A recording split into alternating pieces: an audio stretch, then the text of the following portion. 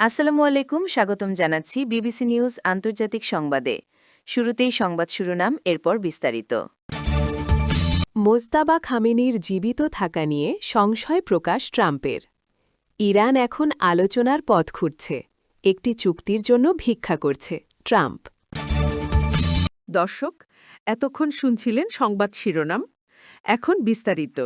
আপনি যদি ইসরায়েলের ধ্বংস চান এবং মুসলিমদের পাশে থাকেন, তাহলে ভিডিওতে লাইক করে চ্যানেলটি অবশ্যই সাবস্ক্রাইব করে দিবেন এবং আপনার মূল্যবান মতামত অবশ্যই কমেন্টে লিখে জানিয়ে দিবেন। এখন বিস্তারিত।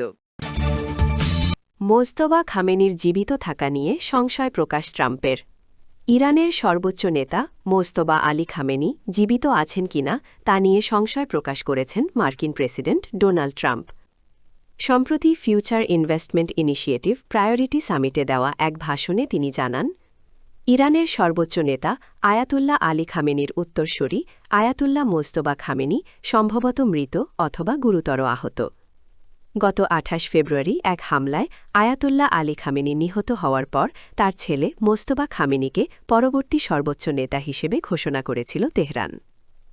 তবে দীর্ঘ সময় মোজতবা খামেনিকে প্রকাশ্যে দেখা যায়নি উল্লেখ করে ট্রাম্প দাবি করেছেন, তাদের সর্বোচ্চ নেতা আর নেই।